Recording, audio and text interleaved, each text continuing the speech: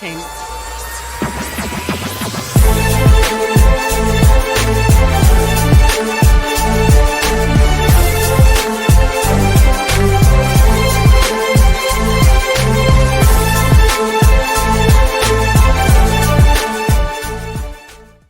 Family, you know what time it is. It's time for the Signal Live. Thank you all so much for being here. I'm Brittany Packnett Cunningham. And can you tell, Coop, I'm really excited to be on this side of the camera. I'm excited. Normally on Thursday nights at 9 o'clock, I'm in sweats on the other side because I EP this here show called The Signal Live. But tonight I get to co-anchor it with you. Y'all, I'm Brittany Packnett Cunningham. I'm an organizer. I'm a strategist. I'm the host of the Undistracted podcast. And like I said, I'm creative EP of this here show. And I'm here with my namesake, one of the smartest women any of us know. Coop, tell the people who you are. What's up, everybody? I'm Dr. Brittney Cooper. I'm a professor, a writer, a professional feminist, a rabble rouser, and I'm very happy to be one half of BC Squared. BC Squared, back in effect, live coming at you. We trying to take this thing on the road. So y'all get in the comments and let us know how we're doing, okay? Because we might come to a city near you. You never know. No, it's true. All right? So before we get started tonight, here's what I want y'all to do. Y'all are here early. Y'all are tuned in because you knew what time it was. Now let your people know what time it is. Text your group chat, text your family chat, tell them the signal is live. Tell them to get right here on YouTube or go to stateoftheppl.com/TV to watch this show live and engage with us, y'all, because we're going to be getting into all of it. Tonight, we're going to be talking about those Turkey Day traditions that we know we got coming up. Listen, Black people have made Thanksgiving all our own. Those traditions really matter. Plus, we need to talk about who's allowed and who's not allowed to bring the macaroni and cheese. These are critical conversations, people. We're also going to get into everything that comes right after Thanksgiving. That's right. Black Friday, Cyber Monday, that big behemoth shopping window and weekend that America relies on is coming up, y'all. And our community is saying, we ain't buying it. We need to talk about exactly who deserves our dollars and who doesn't deserve our dollars this holiday weekend. And then we'll close out the show like we always do with a word. This week from our sister, Reverend Tracy Blackman, who is going to hit us right here and give us the inspiration that we need to move forward. Coop, I know you're as excited as I am. Absolutely. Look, Reverend Blackman always brings a word, and this is that downtime of the year. We're going to eat good. We're going to be political. We're going to figure out how to do it well. Yeah, that's a good time. And I'm going to slam a card down in spades because that personally is my favorite Thanksgiving tradition. Listen, it's spades and bones over here. And I'm sorry. I feel for Black people who are like, why y'all so mean about it? You got to have a spades game. It's important. You got to learn. I don't know what to tell you at this point. My daddy was from Chicago. Spades was basically second to religion in our household. Okay. This is just how it went. So we're going to get into all of it tonight and then some. So stay locked in right here. Y'all know the Signal Live is brought to you by State of the People TV, where we are tuning in to the pulse of the people.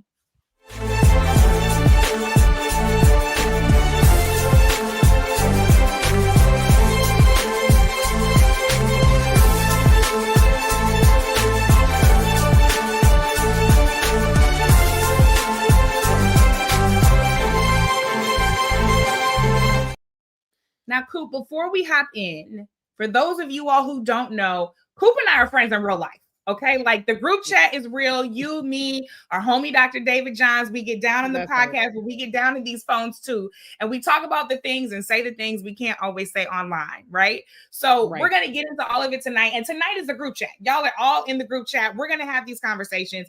I want you all to tell me in the YouTube chat right now, what has your group chat been talking about this week? Because mine have been on fire. We've been talking about Nicki Minaj going to the UN because, girl, what is you doing? We've been talking about how Meg has been looking coming out of court like Jackie O every single day, like Michelle Obama, okay? But Coop, you know what came up in my group chat today? This graph right here. You see this? This is telling you that Black women's unemployment in August was 7.5%. And we don't even have the most updated numbers yet. This is outrageous. That's right. Look, most years we actually mark August as Black Women's Equal Pay Day, which means that it takes us till August of every year to make the same amount of pay as a white man made the previous year. Now they want to add insult to injury by continuing to hemorrhage Black women in these unemployment numbers. We had that big number earlier in the year, 300,000 Black women off the rolls. There's new reporting that says 91,000 Black women lost their jobs in September. And so it's real interesting that folks think we supposed to be having, just a festive good time at this time of year. Because it's like, who working? Who even got money to be out here spending like that? Okay, we're gonna have to make some toys like they used to do back in the day for these kids. Because I got crochet patterns and hooks. They sell crochet kits at the Dollar Tree. They sell crochet hooks for $1.25. So we got to get back to the old school. I got economical options if you need them. There we go. Moment. All right. You're going to have to teach me how to make a scarf or something. I need to have some presents under the tree. And baby, who has the coin? Like, seriously, a couple of months ago, some of us were out there with Congresswoman Ayanna Pressley, who really called on the Fed to investigate this, because the Fed actually has an obligation to every American citizen for maximum employment. And 7.5% unemployment for Black women is not maximum unemployment. We are way outpacing the rest of the country. And that's what my group chat is talking about, because not only do we not have the money for the holidays, because this economy is crazy, the women who are the backbone of the entire economy are the ones who are suffering the most. That's right. That's right. And that's the thing. One of the things I think that this very sort of vengefully led federal government that we currently have understands is that when you harm Black women, you harm entire Black communities. We have made an art form of making $1 out of 15 cents. And so when they take away even our 15 cents, they are trying to literally decimate our communities and make it impossible for us to survive. And I have to say that I feel some type of way about it. I feel resentful about it. And, and I want to make space for Black women who feel like we didn't deserve this. We have tried to create a space where everyone can be all right and everyone can eat. And for that, we have been repaid by folks literally trying to take food out of our mouths, and it's not okay. That's right. We're being punished for taking care of everybody else. And then I see some of you all saying that in your group chats, you're talking about how AI is a scam. Oh, baby, I agree with you. Because not only are we having trouble in the economy, here come the robots to take the jobs. I thought I was so good, Coop, at deciphering AI when I saw it. I just knew I could tell what an AI video was and what it wasn't. And baby, I had been getting fooled a couple of times. Yeah, no, it's true. I've been spending time at my day job talking to students for the last couple of weeks about their thinking about AI. And the thing that's, inspiring is that many of them are like, it's a scam. We do not think this is good for society. The thing is, people are tired of being lied to. Folks want to be able to latch on to things that are real. I'm not saying that we don't have to innovate with technology. It's a lot of our people doing really cool stuff in the tech space. But the problem is that they want to use the tech to make it harder for us to have jobs and livelihoods, rather than using the tech to make our lives easier so that we have the space and time to commit to doing the work we want to be doing in the world. It's just the priorities are out of order. The priorities are out of order. That is why this show exists, so that we can get our priorities back in order. This is exactly why we have the group chat. Let's keeping it a buck. Okay, so let's go ahead and get into this conversation. We're going to go ahead and get into what's next. Keep it locked right here, because the signal is live, just like this group chat is. Don't go anywhere. We'll be right back. Look at here. Look. I got beans, greens, potatoes, tomatoes, lamb, rams, hogs, dogs, chicken, turkeys, rabbits, you name it! Look! I got beans, greens, potatoes, tomatoes, lamb, rams, hogs, dogs, beans, greens, potatoes, tomatoes, chicken, turkeys, rabbits, you name it! Beans, greens, potatoes, tomatoes, lamb, rams, hogs, dogs, beans, greens, potatoes, tomatoes, chicken, turkeys, chicken. Oh, I'm sorry. Excuse me. No, I was totally bopping. Like that is my jam. Okay, you know what? That's my jam, because Thanksgiving is my jam. It is a food holiday. That holiday was made for me, and I'm not talking about Columbus and the fact that he came over here thinking that he discovered something. I'm not talking about all of the things that have been done to our indigenous siblings. I'm talking about Black people finally having a day off to be with each other. right? That's right. And us cooking down beans, greens, tomatoes, all of it. So we're going to have a conversation and have a lively look at the foods, the rituals, the family antics that we know define a Black Thanksgiving. Joining us to break all of this down and talk about how Thanksgiving is unforgettable with Black families every single year is Chef Tiffany Janelle. She's a Houston-based executive chef, a food entity consultant, and a Culinary Institute graduate who specializes in Southern Creole cuisine. Chef Tiffany, what's up? Welcome. Hey, it's my pleasure. I took a break out of the kitchen so I could come gather with my good sisters today. So thank y'all for having me. I'm so excited to be here. Well, we're glad to have you here. And we're going to get back to what you got cooking and what we should be cooking for Thanksgiving, okay? But before we get there, like I said, all of us heard the Thanksgiving myth at some point. But we know that that's not what Thanksgiving is for Black folks, right? That Thanksgiving in Black households is all about resistance, right? Wrapped in tradition and the power to create abundance, even when the world tries to deny it. Because if we don't have nothing to put together but 15 cents, we're going to have us a beautiful Thanksgiving. Talk to us a little bit about why you love this holiday in this community. Well, first of all, it is my championship game. It is my Super Bowl. It is all things. It's the Grammys for me. Okay, it's whatever the awards are, honey, we're here to gather them.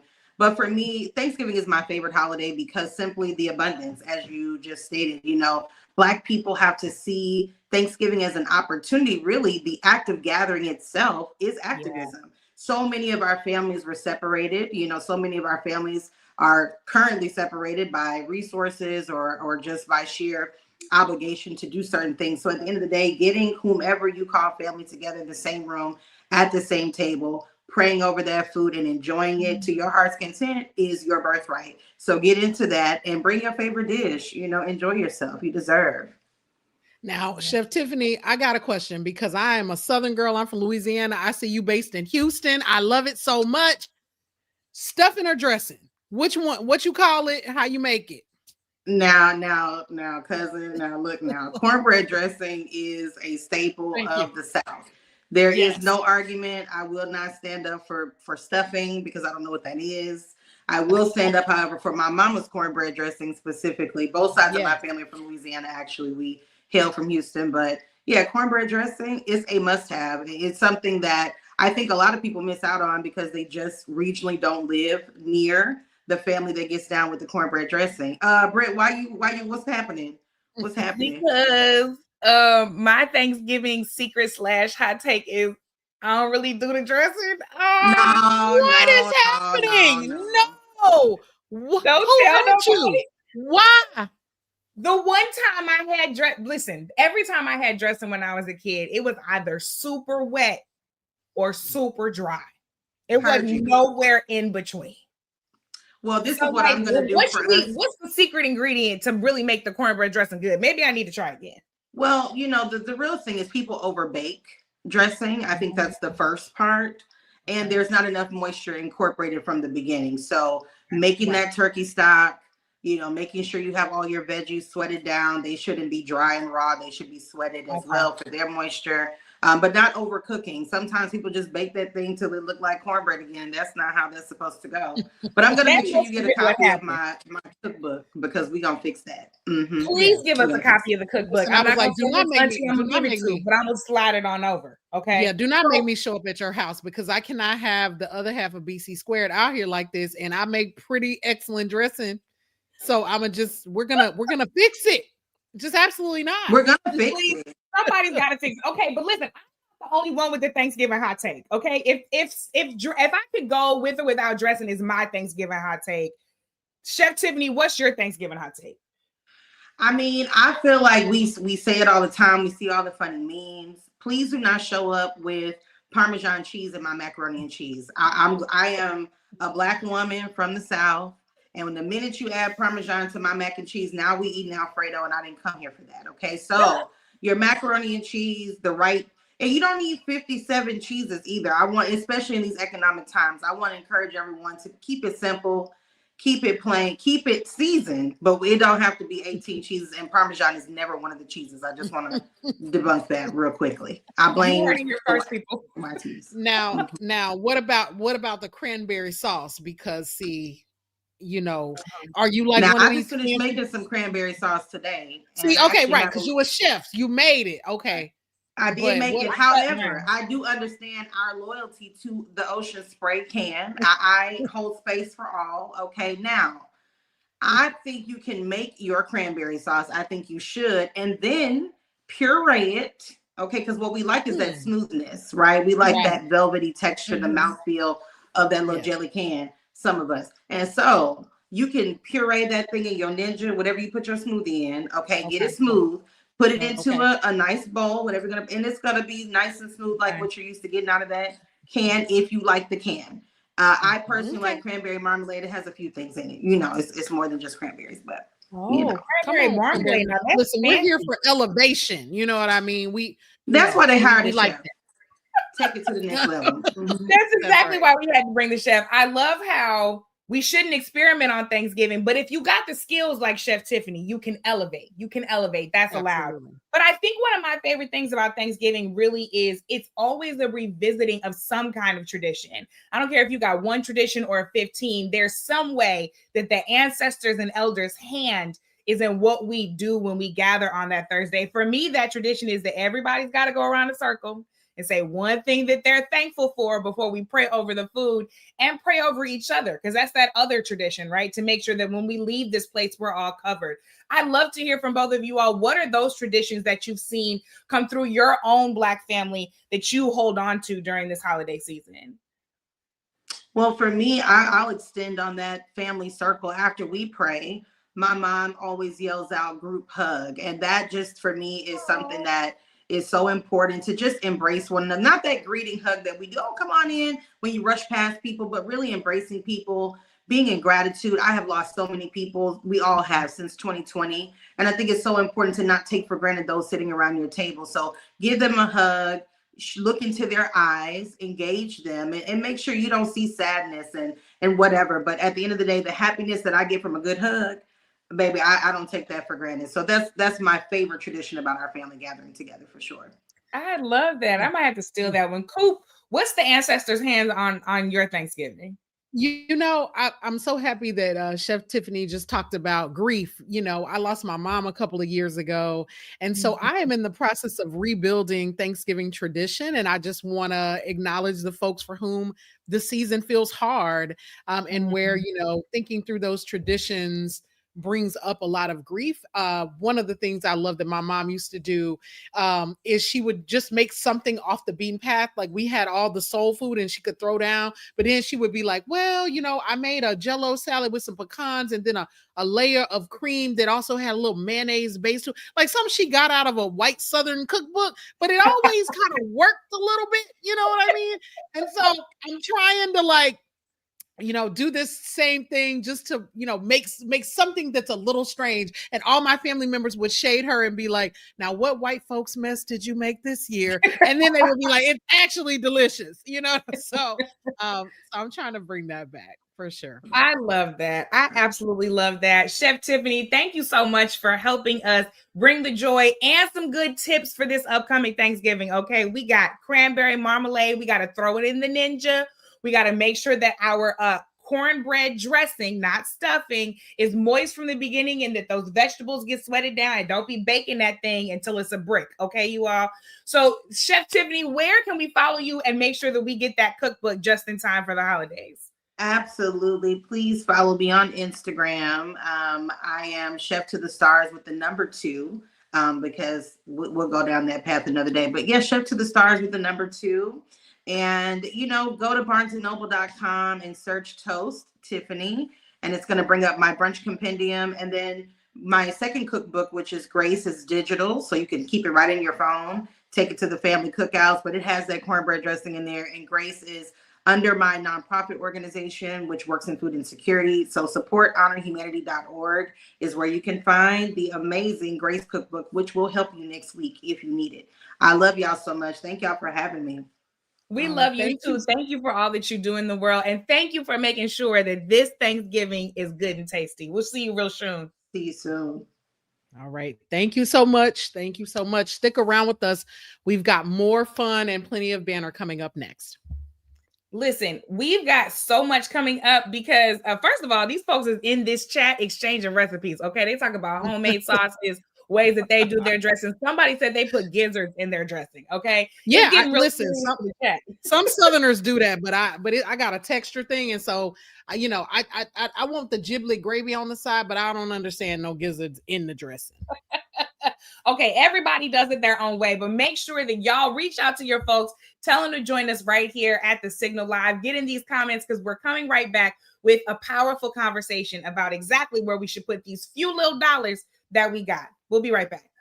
That's right. Here is what sales psychologists have to say about selling to the Negro.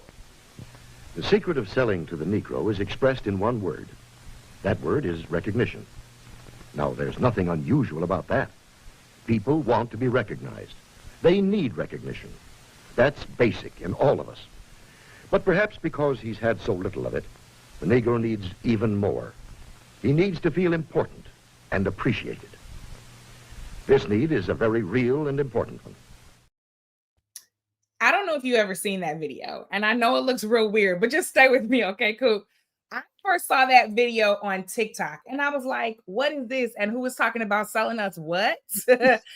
But I did some research, and I found out that it was actually Johnson Publishing Company. And we, of course, know them, the brilliant Black family behind Ebony Magazine, Jet Magazine, those beloved institutions of ours that we read, growing up. In 1954, they put together that educational video, got a white man to do the voiceover, because they were trying to appeal to white advertisers to buy ads in the magazines.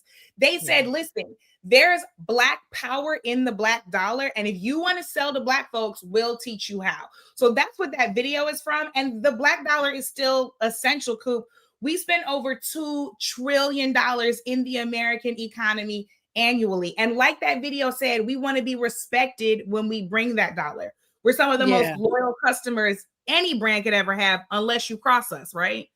No, I was thinking about that video because it reminds me of this concept that I, studied many years ago about the citizen as consumer.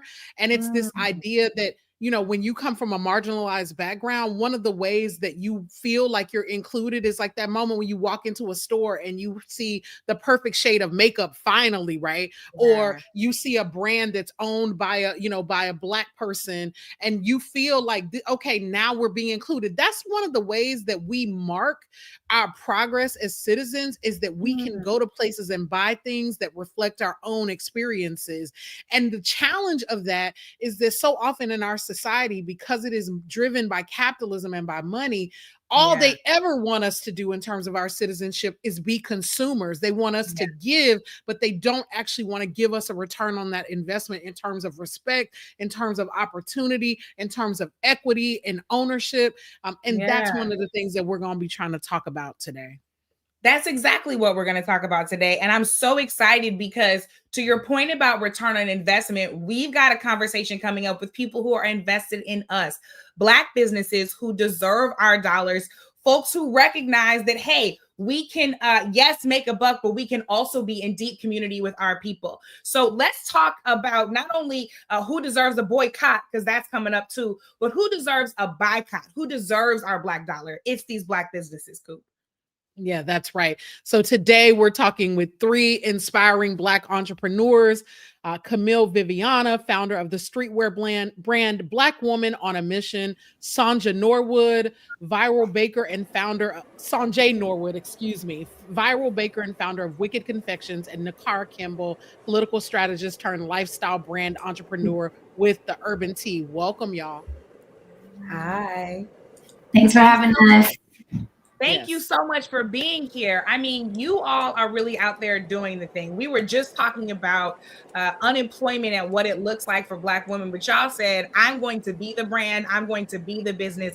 I am going to employ myself.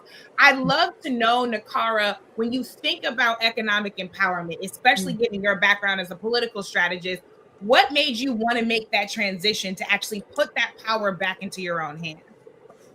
That's a really good question, and thank you all for having me. Honestly, my love for books was really what propelled me forward, and I can tell this to Brittany. Dr. Cooper, she knows this better than anybody. The publishing industry, when it comes to Black books, traditionally Black books, is hard. The marketing dollars are not there. Without the Black influencer, without the Black strategist behind that work, that's already activism within itself. And so I use my love for reading and the creativity of Black stories to really propel me forward to do my work with Mahogany Books down in here in DC. So that really propels me forward in all the work that I do.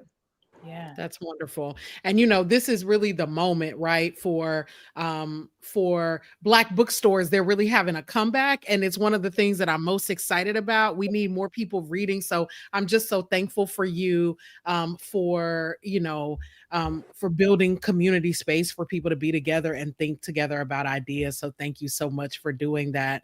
Of course, we're gonna make reading hot, because reading is hot. Hey, reading is the hottest thing you can do in a world where right now they're telling you that the computer can just read everything for you. But look, don't get me started on that.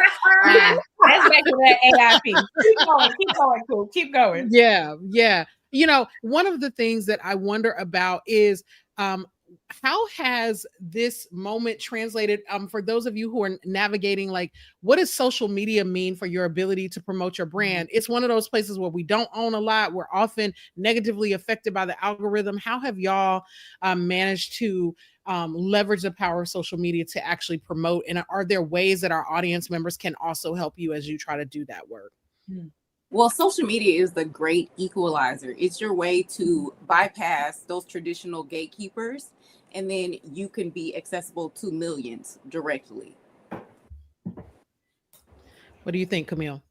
I would definitely echo that. When I started my brand, Black Women on a Mission, I only had 3,000 Instagram followers, which I had from just, being a hot girl on my college campus. I was not trying to be in the influencer space at all. But when I started a business, I realized no one was going to know about me, and I didn't have any capital to get my name out there with advertising dollars. So I came to social media and have documented the whole journey for the last 5 years. So now we've gone from 3,000 followers to 350,000 followers, well over that in sales, just being able to reach and resonate with our community. And then on top of that, we're able to use our influence for impact. So with our brand, Black Women on a Mission, it's not just about, can I sell you a t-shirt? Can I sell you a mug? We're active in the political community with the 92% Club, where we're keeping our community informed and engaged. We're active on college campuses from Harvard to Howard, where we're supporting Black women who do Black Women on a Mission events every semester. We're pouring into them from a leadership and career perspective, offering mentorship. So that way, as they're navigating this new workforce, they're hearing from women about what's really going on in those entry-level positions, because we know that landscape is massively changing. I just came back from Afrotech, and it's all Black people, and they're there giving each other the real. And it was like, hey, entry-level jobs are going away. So we're going to have to figure out how to upskill you coming right out of school. So we're really just trying to use the capital that we do make from our community to invest back into our community. That sustainability that you're talking about is so important. And Sandra, I want to come back to you to ask a question about that, because when we're talking about using the dollars that are coming into our brands to reinvest in the community, it's a beautiful thing. And when we're talking around the holidays about making sure that we're avoiding these big box retailers and actually putting our money into Black brands, that is also a beautiful thing. And then the holidays wrap up. And sometimes we can see that same kind of intention, attention, and excitement really dry up. Most of those kind of buy Black efforts can really occur from the holidays through Black History Month. And then the rest of the year, folks' bank accounts are sitting on E. So Sandra, talk to us about that cultural sustainability. How do you work to keep up interest throughout the year? And how can our community engage more consistently? Well, to keep up interest, you really have to be current. I really am a consumer of social media, and you have to be on the pulse of what people want. right? I have to make it relevant for them. Again, social media allows you to, you could tell your own story. You're in charge of that narrative. So for me, I am on the post. I make everything fit my niche and what I know my audience wants, what I know my community wants, right? I just made Black style pho. So exactly, right? I made it for the Black people. Okay. Come on, all these steps we got on this show. Now I'm hungry. Listen, now I gotta. Yeah. Also, I'm like, well, now what does that entail? Because I like a good fuss. So women are Black style. What does it entail? A lot of sriracha and chili crisp oil. That's what it Correct. Hot sauce. It was a joke on social media for a long time, and that's what I mean. Like, it was a joke. It started off negative, and they were saying, "Oh, Black people don't eat pho correctly. You put all this, it's red by the time you get done." And so I just took control of that story and I made it into something positive. It was super fun. But in order to support Black-owned businesses, we have to be consistent. It means consistency and convenience, right? It has to be 365 days out of the year. I would say select at least one Black-owned brand and make them a part of your weekly routine. Right? Replace one product with something that's Black owned. We have tons of Black owned beauty, things like that. It's simple. Think of them as like your Amazon. As easily and quickly as you go on Amazon to buy something, just replace one item with something that's Black owned and be consistent. I love that. That's some good homework. That's right. That's a great, one thing you can do to make a difference, as we go into this season. Replace one thing with a Black owned brand. I have a question around, like, I see you all as really innovating the future of entrepreneurship. And there is this world where we want to be able to take control of our own destiny, especially when people just keep sort of trying to push Black women out of the economy. So fast forward 5 years from now, which very scarily is going to be the 2030s. We're already there. What would you each say matters in terms of a thriving economic future for Black women? What does that look like? What is like a thing you want to see change so that Black women would be able to have the power they need to build the world they want to see in the realm of the entrepreneur? Yeah, I think we should hear from everybody on that, Coop. Well, for one, you can't push Black women out. You can't, because we make up a big part of the beauty industry. Like, you're nothing without us. Even in a recession, we're gonna look beautiful. That's a part of our culture. But I would say, like, Black owned manufacturing, not just the storefronts. And a really important thing is capital. We need capital to flow into our community. Yeah, I was gonna say the ability in power and rest to dream. And then once we manifested our dream, the capital to really bring it out into the world. Because without Black women, we see the gaps. Everybody wants to say Octavia Butler was this great prophetess, which she is, but what Black women do, they study patterns. That's what we do. We study patterns. So it's not we're prophesizing, we understand patterns. So if we see something that needs to be fixed, allow us the ability to rest and dream so we can fix these patterns so we're not in this situation we're in right now, and then give us the capital to dream. And listen to us, because when we recognize the pattern and we tell you about the pattern and we say this is gonna happen, they don't listen. Being right, I'm like I'm a bad news bear. Like I'm always saying the bad thing, and I'm like, I wish we just didn't do the bad thing and we just fixed the thing before it becomes the bad thing. I want to lose. Yeah, man. Especially on that work you do with the 92% Club, Camille. I mean, we've been telling everybody. What's that Black economic thriving vision for you in 2030? I feel like it's really I feel like we're in a new opportunity zone right now. And part of that is around AI. It is around all of the change that's going on. And so I think we have to get creative again, which Black women have no problem with getting creative, but getting creative again in how we use those things to our advantage. If you look at the internet revolution, a lot of Black women, Black people, period, built a ton of economic power out of thin air through social media. I think the same will be true in this new age of technology, that people who take advantage of it will be able to build things out of thin air again, because the resources that you need are changing. It's becoming a thing where you don't even have to sometimes have a physical product in order to sell. You can have digital products in order to sell. You can start there to build your own capital, and you can scale through social media, which is what so many of us have done. So I think that if Black women get creative, which they're giving us no choice, because if you're at home unemployed, I promise you will start thinking of some things. I have 2 little kids, and they're going to eat daily. So I'm always going to have to come up with a new idea. And I know, so I'm not special in that regard. So I think that the creativity is going to rise. I think as we upskill and build new tools, we're going to use those to our advantage. And I think you're going to see a ton of economic opportunity come out of this, out of the creativity that's going to be born from this hardship.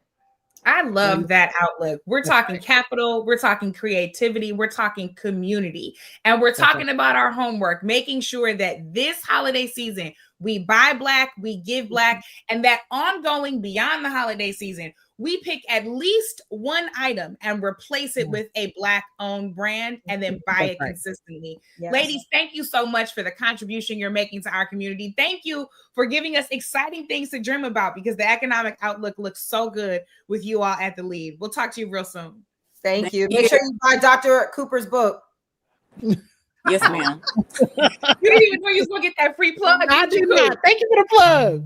I love it. That's a great Christmas present, okay? Because we buying Black this holiday, whether you celebrate Christmas, Hanukkah, Kwanzaa, Festivus, Christmas, Hanukkah, Kwanzaa, I don't care. If you buying, buy Black. Because let me tell you what we ain't doing. We ain't buying stuff out of these big brand retailers that act like they don't know how to respect us, right? Coop, we've discussed who does deserve our dollar. Now let's talk about who doesn't deserve our dollar. And most importantly, let's get organized about it. We'll be right back. Freedom, freedom, I can't move.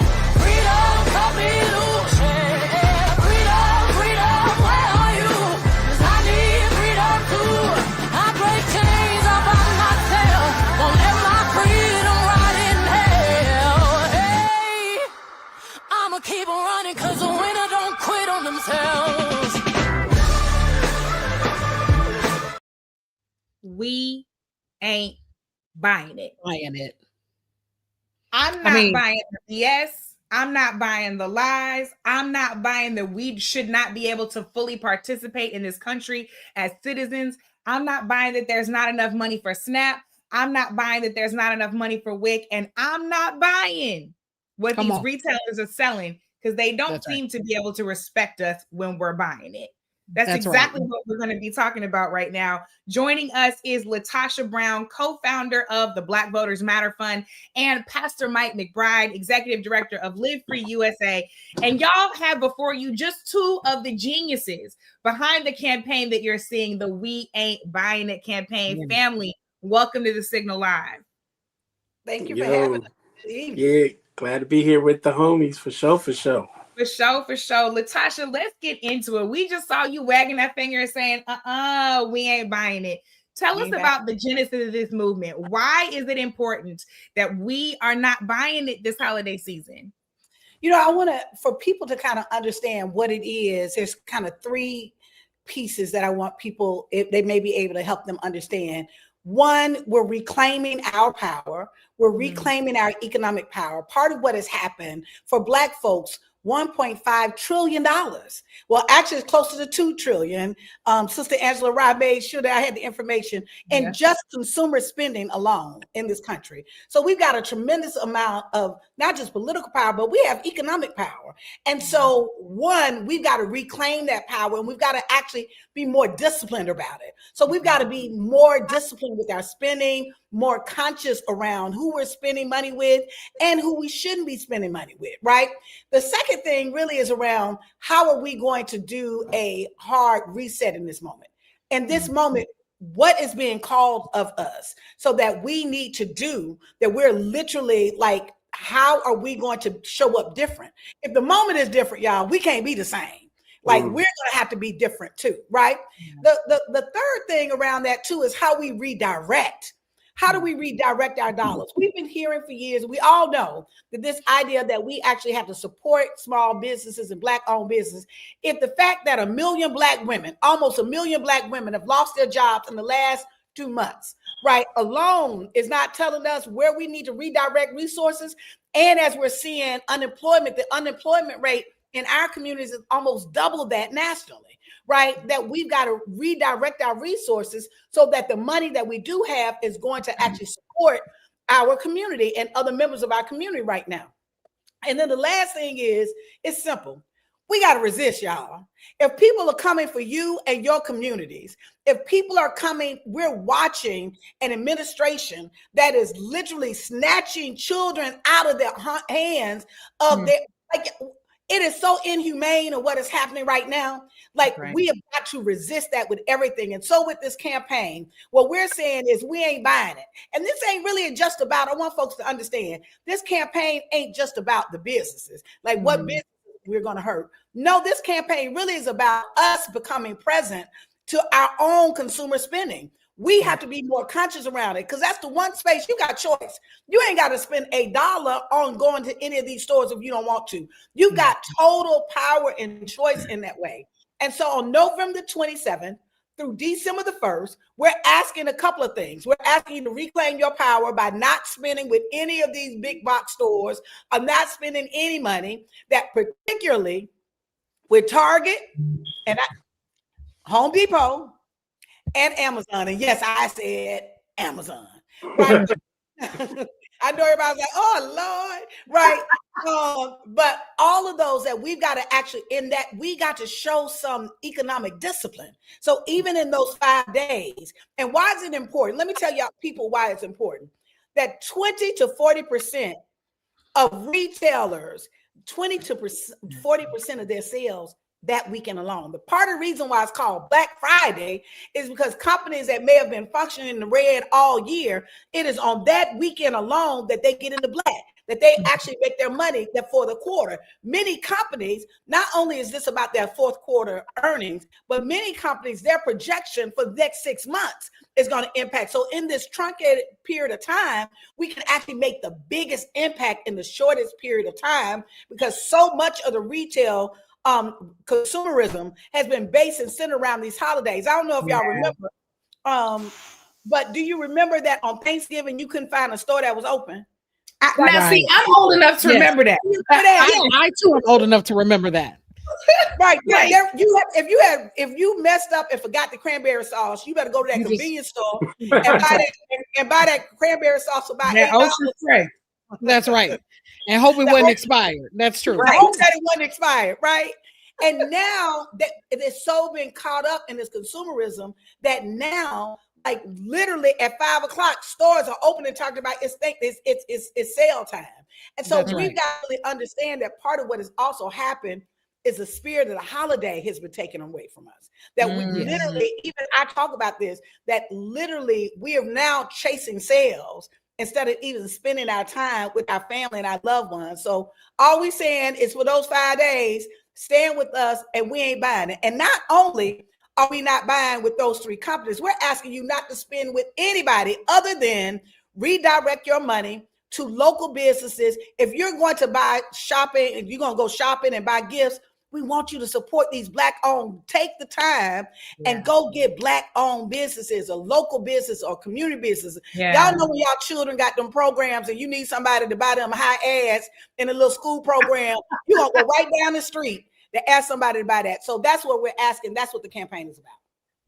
Sister LaTosha, you know, one of the things that I love, I deeply appreciate you saying this thing about like stores being open, because I have also thought about the ways in which that's also so exploitative of workers, right? When stores are open, that also means that the folks who have to woman and man and person those stores also are not getting time with their family because of our capitalist impulses. But Pastor Mike, it also, I hear in this an attempt to get us as a community to also begin to cultivate some disciplines around resistance. And that feels to me like both a spiritual order, but also a political order about what it takes to build up the stamina to resist. And so I wonder, you both organize politically and spiritually, and you're always melding, a radical theology to our political future.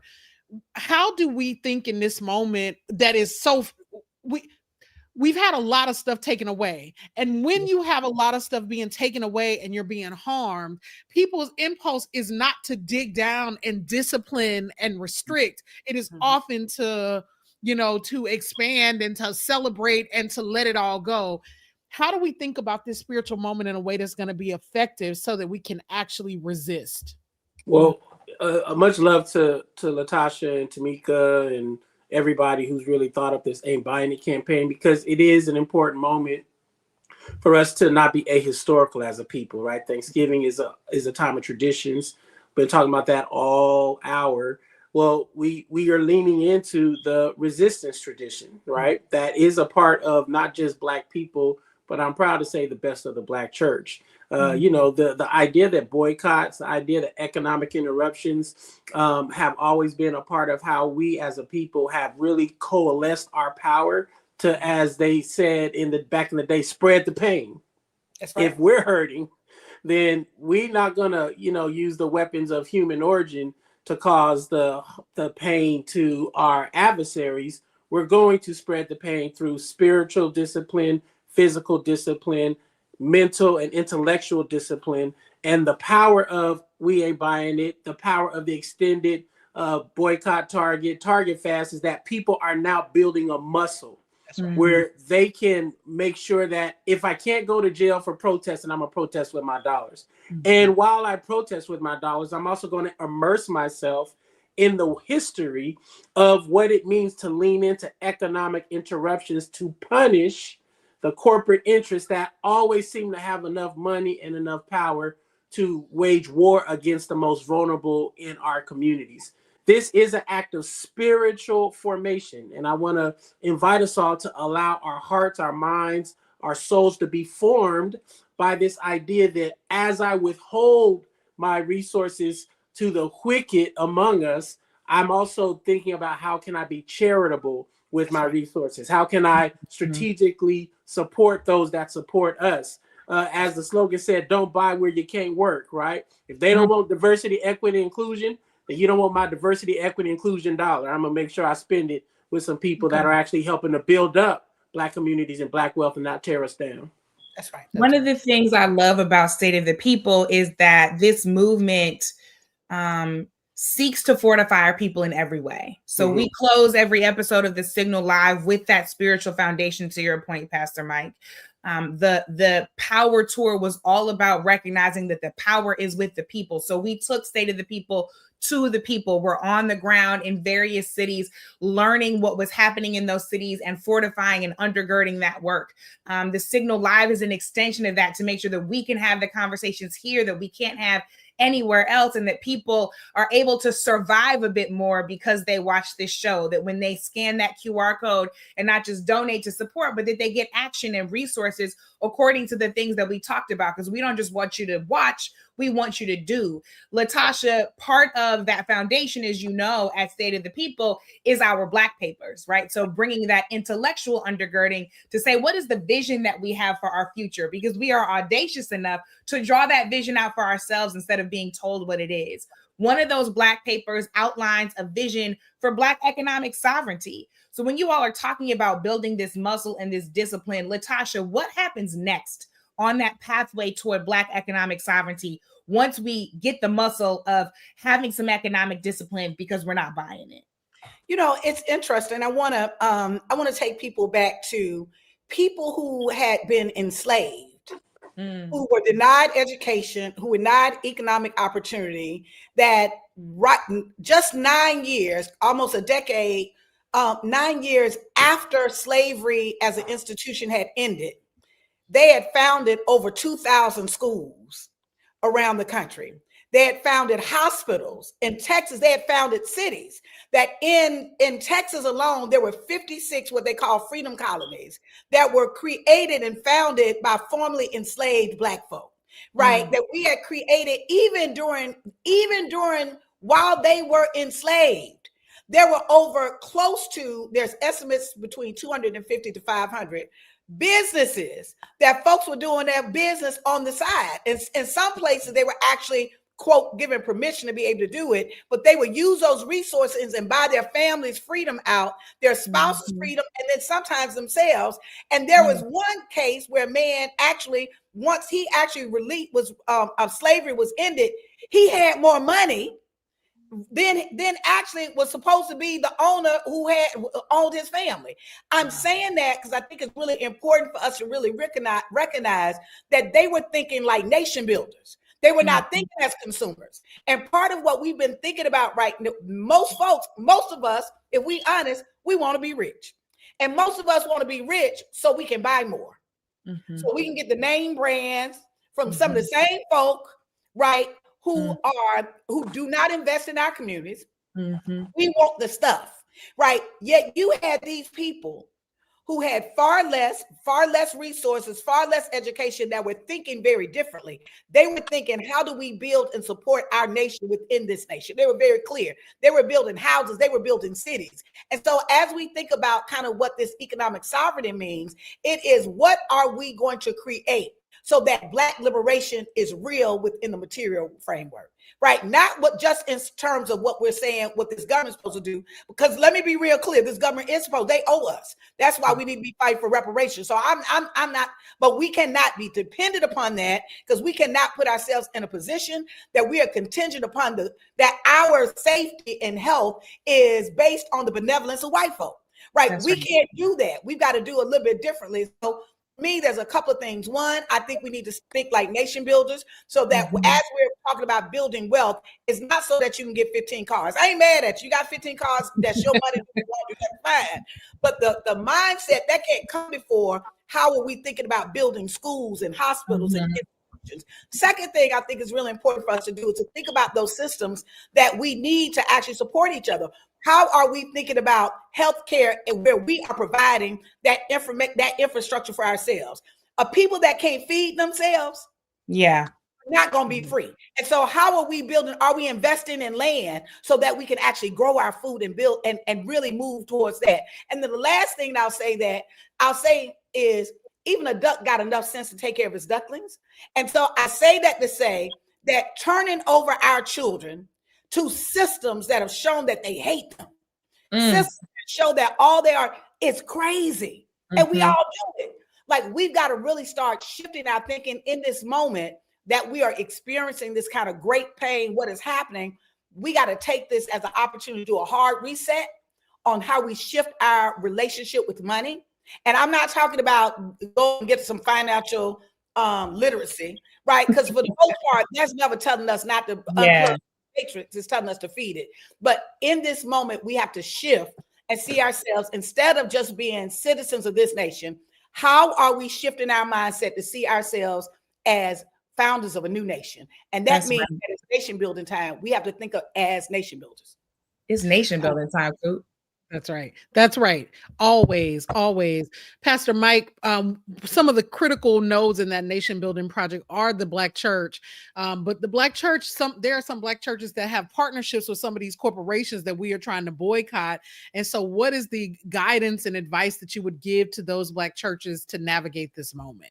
Well, I think it's always important to remember that the Black church arguably collectively collects the most Black money every week, every month, every year. And so there does need to be a deep conversation about our own internal cohesion around how do we leverage our economic capital that we receive from Black people, our economic properties. I mean, collectively, the Black church is the largest landowner Black people have in this country. The Catholic Church is the largest global landowner in the world, because they know how to link up all of their assets together to form a juggernaut of economic, both self-sufficiency, but also self-determination. So to our churches and pastors and others who are getting seduced by the capitalistic forces and, trying to depend on corporations to bail them out of their own red situations, if you will. I think we got to start asking ourselves as we move forward in 2026, how do we start to leverage our own economic power, our own economic self-determination? And again, these boycotts, these economic interruptions that are structured and planned start to train our muscles that have been atrophied for decades. A lot of folks think, in the 80s and the 90s, Black folk, we may have forgot that we was fighting for our lives in this country. Right. Civil rights did not end in the late 60s, early 70s, right? That it's been a never-ending struggle. Angela Davis says freedom is a constant struggle. And so Black churches, Black pastors, I'm proud to say that I rock with a whole bunch of them in the Black Church Pack and Live for USA, people that are not confused about this moment. If you are a Black pastor, if you attend a Black church, call the question to your leader, push them to participate in the formations in this country that can help them become post-capitalist in their orientation. It is not a heresy or a false statement to say that the early church was more communitarian and socialist than they were capitalistic and radical individualists, right? And so we have to reorient the way not only we read text, but we preach, teach, and disciple people. Let's disciple people out of radical individuality. Let's disciple people out of capitalism. Let's disciple people out of economic exploitation by our participation with these CEOs who we know are upholding the Trump agenda. We ought to be able to lead our people like Moses out of the wilderness, out of bondage of this economic apartheid system that often corporations uphold.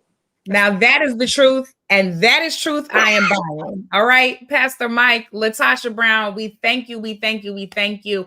All of us are going to be heading to weaintbuyingit.com to make sure that we are ready for next week, not only to boycott these particular retailers, but to get disciplined with our dollars, to build our muscle, to buy Black, and most importantly, to nation build. Thank you all for joining us tonight. Thank you. That's right. And make sure you subscribe at youtube.com/State of the PPL so we can keep catching you up here at the Signal Live every week. And if you liked that conversation, make sure you read that State of the People Black paper. You can go to stateoftheppl.com/Black papers to make sure that you're reading up all about Black economic sovereignty and even more. With that, we'll be right back. November 25th, we're going to have a mass blackout and boycott. And we're going to undercut the Roman system. They're going to wonder how come we don't have the same level of profits anymore.